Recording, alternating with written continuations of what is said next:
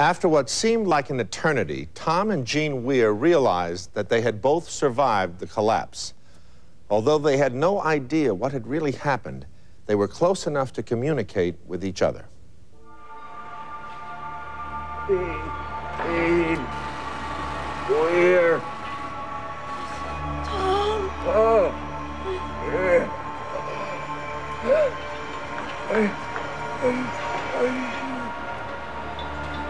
All right.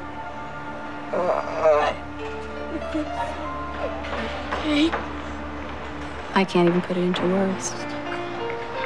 We knew each other a long time then, and the thought of having to go on after losing a loved one. The question is, can you even go on? It was a breath of life to hear Jean's voice, because I knew if she wasn't dead then I knew we had a chance, or we might have a chance. And you said you were gonna go every 10 years. Only a few feet away from Tom and Jean, Dr. Wackerly continued in his efforts to save the lives of the trapped mother and child. Assisting him was local fireman Roger Tudor. Never in my life would I'd ever see anything like that. And hopefully never will again. We, you know, everybody was more or less really trying to get to him and get him taken care of.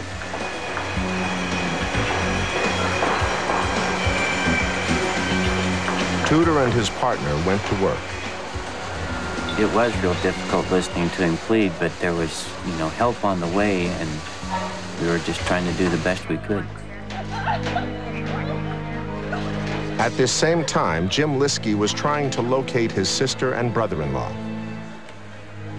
As time went on, as I wandered more and more and saw the extent of the disaster, then I realized it kept getting worse. The feeling of dread kept getting worse and worse and worse. After searching in vain for Tom and Jean, Jim went home.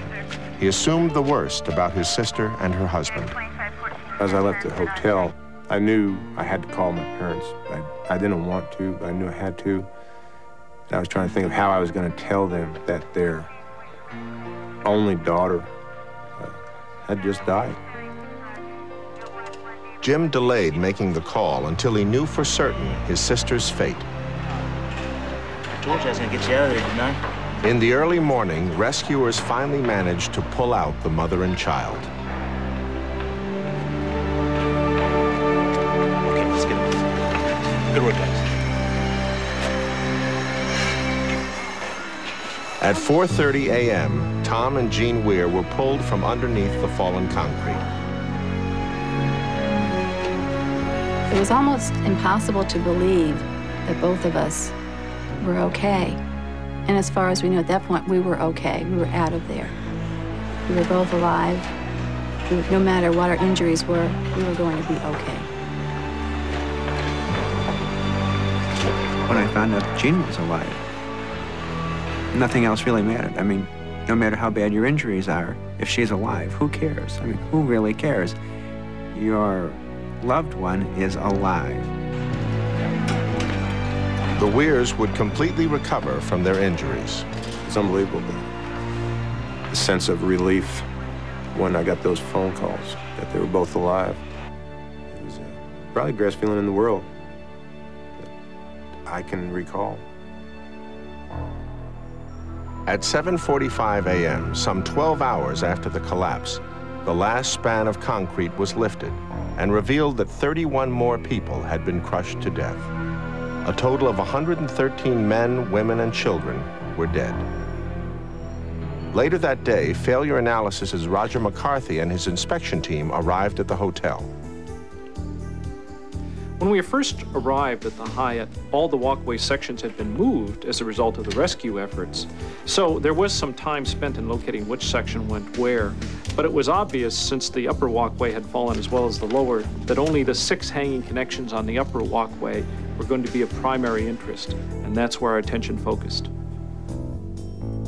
As originally approved for construction by the Kansas City Codes Administration Office, the plans for the walkways called for them to be suspended by a single set of connecting rods. They would pass through the 4th floor beams and on through to the 2nd floor beams. However, during construction, the steel fabricator on the job had new plans prepared, which called for the use of 2 rods at each joint instead of the 1 continuous rod called for in the original drawings. After the completion of these new drawings, the plans were sent back to the engineers and architects for review and approval. It was later established that these blueprints, though approved, had never been thoroughly checked. Under the original design, the weight of the suspended walkways was evenly distributed between the 2nd and 4th floor connections. The new design meant the entire weight of the walkways was supported on just the 4th floor. This meant that these 6 connections had to support double the weight they were originally designed for. Eventually, the weight of the skywalks would pull right through their connections, causing them to collapse to the lobby below.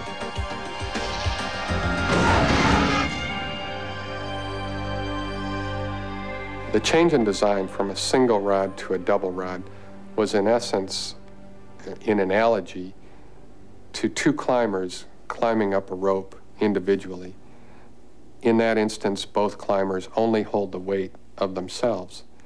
But if the lower climber grabs onto the ankles of the higher climber, that upper climber now has the weight of 2 people, and he may likely fall, which is exactly what happened to the Hyatt Skywalk. The construction of the Hyatt Hotel was plagued with some difficulties. There was actually a workman killed during construction, and several bays of the hotel collapsed during the construction process, fortunately on a Sunday when no one was present to be injured. But nevertheless, the structure definitely had its problems. It was widely rumored that the contractor was having financial problems during the construction and actually declared bankruptcy after the hotel was finished. The walkways collapsed due to the weight of people on the walkways at the time. And while that number was low, it may have only been 60 or 70 people. It was really the weight of that last person that came onto the walkway. It was that extra weight that was the straw that broke the camel's back.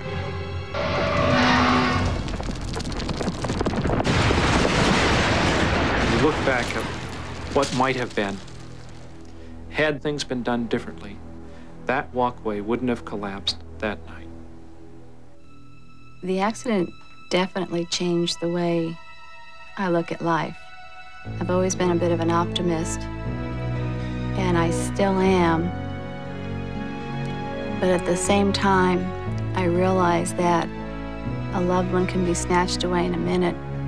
You can't let anything go without being said. I'll never be the same. Jean will never be the same. No one who was at the Hyatt Regency Hotel in 1981 will ever be the same. When you come close to death, you enjoy life a lot more. You learn to live each day and enjoy life, because that's not far away. One of the things that people ask me about when I lecture and travel on disasters is that, what do I mean by courage? I would say that everyone involved with the Hyatt at any level was a hero at one point, for some reason or another. That July afternoon forever changed the lives of hundreds of people. Nobody who was there will ever look at life the same way. Fortunately, the lessons that were learned have not been ignored. The atrium has been rebuilt and reinforced from the ground up. Tough new building codes have been put into place around the country, and the engineering firm's license was revoked. But perhaps most importantly, the practical experience gained by the rescuers has proved invaluable. Lives have been saved because they knew what to do. Lessons learned that day in Kansas City. What happened? We'll be right back. Despite our best efforts to build and create a fail-safe world, the truth is that world will always be a work in progress. For as someone once said, we're not perfect, only human. Well, tonight we've seen what can happen when things go wrong. But both cases had a silver lining. Things do get better if at times we not only ask the question, what happened, but also, how can we make sure that it never happens again? Good night.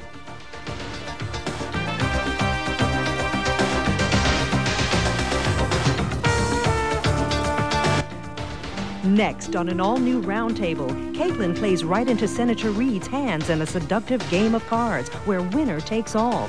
But will her sexual game of intrigue backfire? Find out on an all-new episode of The Round Table, next on NBC.